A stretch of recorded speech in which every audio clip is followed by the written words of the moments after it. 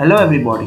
आज के इस वीडियो में हम लोग डिस्कस करने वाले हैं कि किस तरह से ब्रिटिश ईस्ट इंडिया कंपनी, जो कि ब्रिटेन का कंपनी था, इंग्लिशमैन का कंपनी था, वो कंपनी हम लोग का भारत में आया और आने के बाद क्या क्या काम किया और किस तरह से इंग्लिश का आगमन हुआ, इंग्लिशमैन का एडवेंट हुआ इंडिया में।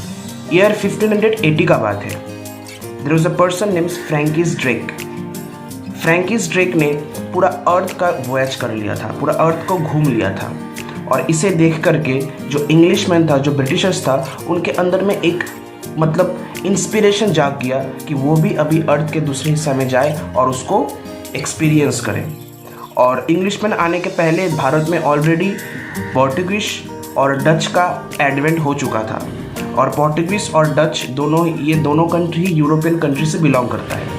सो इन्हें देख करके इंग्लिशमैन को ब्रिटिशर्स को भी एक अपने अंदर से एक मोटिवेशन आया कि चलो अभी हम लोग भी जाएंगे ईस्ट की तरफ और ईस्ट में हम लोग भी ट्रेडिंग करेंगे। और ट्रेडिंग मेनली किस चीज़ में उन लोग करना चाहता था? ट्रेडिंग मेनली उन लोग स्पाइसेस में करना चाहता था। हमारा जो यहाँ पर जो मैं इंडोनेशियन आइलैंड्स है, फिर इंडिया, फिलीपींस है, ये सब जगह में स्पाइसेस बहुत ज़्यादा अच्छा ग्रो करता था उन दिनों, अभी भी ग्रो करता है। So that's why Britishers were very much interested to come in to this land and trade for spices. So यह बात 1599 का है। 1599 ब्रिटेन में एक इंग्लिश मर्चेंट्स लोग अपना एक ग्रुप बनाया और ग्रुप का नाम दिया था मर्चेंट एडवेंचरर्स। और फिर उन लोगों ने सोचा कि क्यों ना हम लोग भी जाए, क्योंकि उन लोगों को पहले से ही बहुत सारा इंस्पिरेशन, मोटिवेशन मिल गया था। तो उन लोग भी सोचा कि चलो हम लोग अपना एक ग्रुप बनाएंगे मर्चेंट एडवेंचरर्स बोल करके और फिर एक कंपनी बनाएंगे जिसका नाम रहेगा ब्रिटिश ईस्ट इंडिया कंपनी। और फिर हम लोग भी जाएंगे और ट्रेड करेंगे इंडिया में। और तब ये इंग्लिश मर्चेंट्स का जो ग्रुप है, इन लोग चला गया ब्रिटेन के रानी के पास और रानी का नाम था क्वीन एलिजाबेथ वन। और फिर क्वीन एलिजाबेथ वन ने बहुत सोचा और सोचने के बाद she gave the permission to this team, that means this group of merchants, कि तुम लोग भी जाओ और इंडिया में जाओ और इंडिया में जा करके तुम लोग अपना ट्रेडिंग करो। और ये डेट था 31 दिसंबर 1600। तो 31 दिसंबर 1600 में क्या हुआ था? 31 दिसंबर 1600 में क्वीन एलिजाबेथ वन, जो कि तब ब्रिटेन के क्वीन थी, उन्होंने परमिशन दे दिया इस ग्रुप को कि तुम लोग जाओ और जा करके 15 ईयर्स का तुम लोग को मैं परमिशन दे रही हूँ। 15 ईयर्स के लिए तुम लोग जाओ और इंडिया में तुम लोग ट्रेडिंग करो। और दोस्तों, ये 15 ईयर्स का जो मोनोपोली दिया गया था, ये इन द ईयर 1600 में दिया गया था और बाद में इन द ईयर 1609 में जा करके ये 15 ईयर्स को और भी बढ़ा के एक्सटेंड कर दिया गया था। दोस्तों, वहाँ पर डच लोग, जो कि यूरोपियन कंट्रीज़ को बिलोंग करते, जो कि नेदरलैंड्स और हॉलैंड्स का जो नेटिव लोग हैं, डच लोग ऑलरेडी यहाँ पर आकर के ट्रेडिंग कर रहा था much before the time when English started coming. और डच लोग का जो मेन टारगेट था वो इंडिया नहीं था, वो था इंडोनेशिया का जो स्पाइसेस आइलैंड्स। और इसी का जो फ़ायदा इंग्लिशमैन ने उठा लिया। सो तब इंग्लिशमैन ने सोचा कि हम लोग इंडिया में जाएंगे और इंडिया में जा कर के टेक्सटाइल्स और अन्य तरह की कमोडिटीज़ में हम लोग ट्रेड करेंगे। दोस्तों, अभी हम लोग बात करेंगे कि इंग्लिश ईस्ट इंडिया कंपनी का प्रोग्रेस किस तरह से हुआ इंडिया में।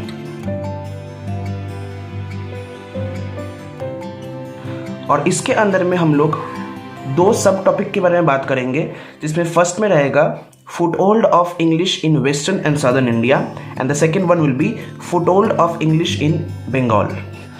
दोस्तों, जॉन मिल्टन हॉल, जो कि एक मर्चेंट एडवेंचरर था, he was the first Englishman who came to India via land route। और ये भारत में 1599 में आए थे, लेकिन he followed land route, not sea route। और अगर हम sea route के बात करें तो the first person who followed sea route to come from Britain to India was Captain William Hawkins। Captain William Hawkins, जिसको इंग्लिश खान भी बोला जाता है, he came to India via sea route। और उनका जो शिप था, वो शिप का नाम था Hector and he came in India on 1608। 1608 में कैप्टन विलियम हॉकिंस को तब जो ब्रिटेन का जो राजा था जेम्स वन, उसने भेजा था। Captain William Hawkins who was sent by James one, who was then the king of England, to the Mughal court to get permission from Mughal emperor Jahangir in 1608 for establishing a factory at Surat. And it was in 1611 when, during the reign of Jahangir, English East India Company established their first but temporary factory at Masulipatam. And then comes the very important battle named the Battle of Swali in 1612, which have changed a lot in the history. In November 1612, the English commander named Captain Thomas Best sailed to India from a ship named Dragon and a small ship named Oriander. He successfully fought a Portuguese ship in the Battle of Swali in 1612. Consequently, Mughal Emperor Jahangir became very happy by the fact that how Captain Thomas Best defeated Portuguese, and Jahangir ultimately issued a farman to English permitting them to build a factory at Surat. And it was year 1613 when British finally established their first permanent factory at Surat. In 1615, Sir Thomas Roe was sent by Emperor James I of England to Jahangir's court with a plea for more concession for the company, and lived as resident of Agra in court of Jahangir till 1619.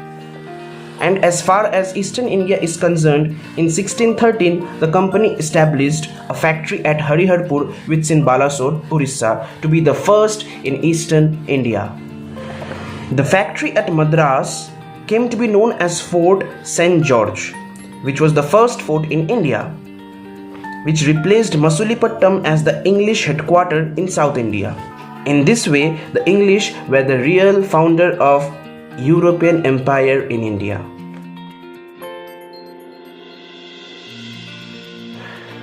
Shah Shuja, who was the Subedar of Bengal, issued a farman in 1651 by which English started their factories at Hooghly, Rajmahal, Patna and Kasim Bazar. And in 1667, English received a farman to trade in Bengal from the Mughal Emperor Aurangzeb.